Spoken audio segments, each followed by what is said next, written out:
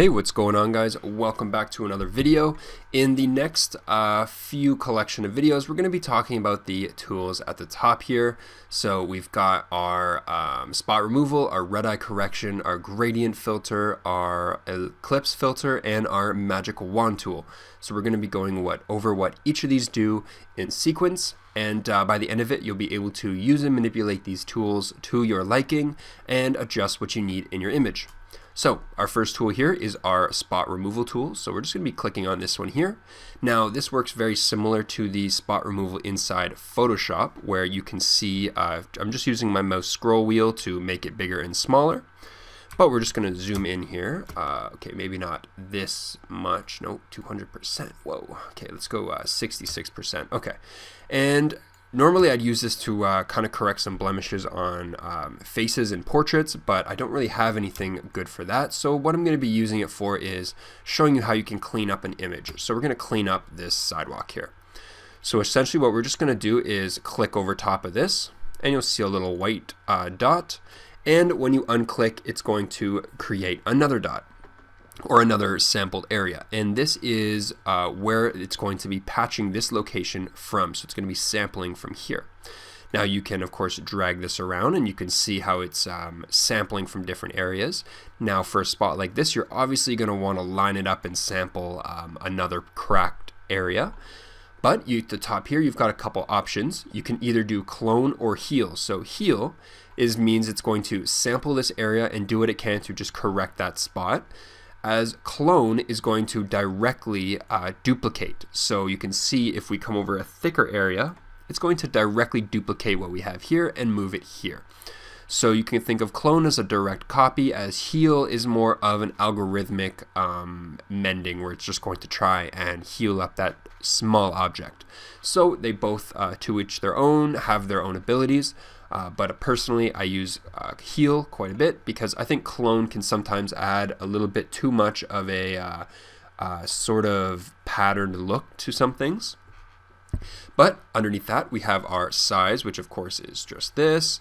And we can, I think we can actually adjust that. Can we adjust that on the fly? I don't think we can. We also have our feather. I think if I just hit visualize spots down here. No, okay. If we have our feather, so what our feather is going to do, you can think of it as 0 to 0 in the middle where you clicked to 100 out here. So if you feather it to 100%, it's going to feather it completely. So actually I think a better way to show you this is if I, let's do here, bigger spot. There we go. Okay. And we'll sample. So we've got a nice big location that you can sample from. So we'll do this so you can see what's going on. And we'll just drag that up. So if with our feather, we have it on 100, it's very feathered. And if we go to 0, you can see that edge to edge, there's no feathering. It is copying this directly. And if we go to clone, you can see it is literally a direct copy. So we'll just go back to heal, where it's trying to it's bringing in the main piece of detail, but it's still kind of keeping the gradients that we have going on, the natural gradients in the sidewalk.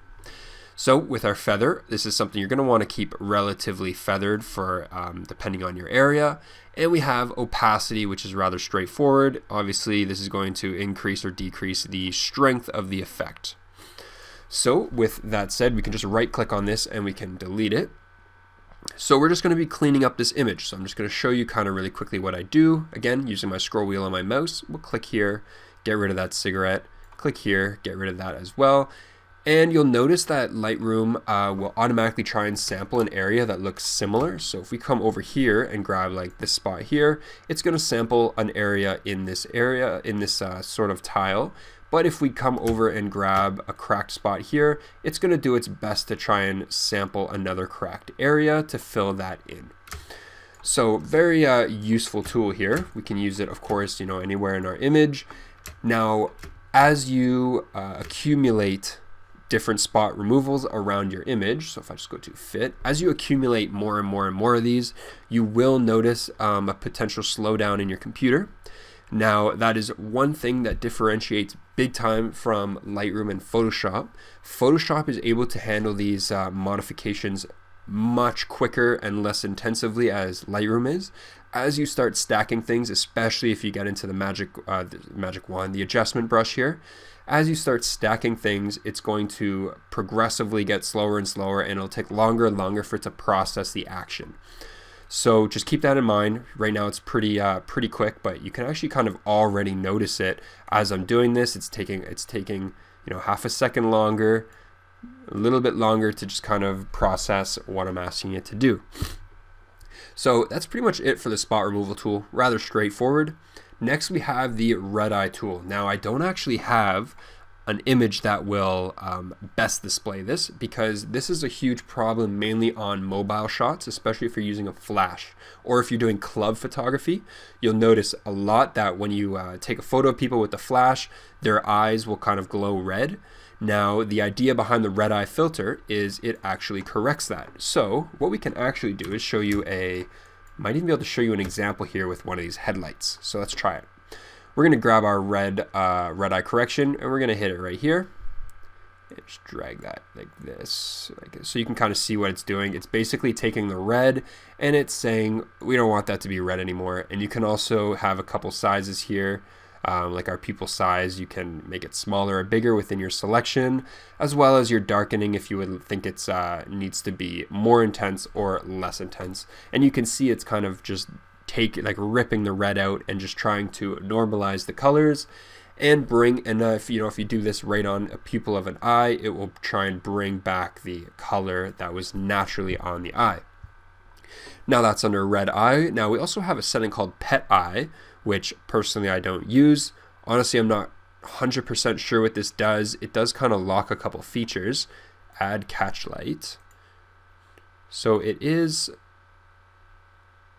looks like maybe pet eye, maybe that's for animals. Maybe they have a different way that the computer or the program here is reading the red eye reflection in animals, because I'm sure if you've taken a photo of your cat or your dog with a flash, it's rather intense, those red eyes staring at you. But for humans, use red eye. I guess this would be for animals. I'm not 100% sure.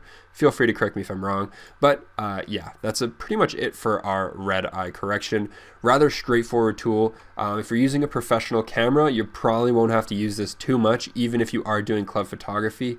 But there are cases where you will have to correct the red eye. So that is essentially it for these tools. Now we're just going to go and hit for the red eye. We're just going to delete this. Right click on it. Can I right click? How do I would like to remove you. Red eye. Reset. Ah, there we go. Okay, so you can't just right click and delete. You have to hit reset. Anyways, we're just going to hit close, and that is essentially it for this super quick tutorial on the first two. Next, we're going to be going into our gradient and our radio filter, and then our last video is going to be covering the adjustment brush, because it's kind of like a combo of two. So we'll catch you guys in the next one.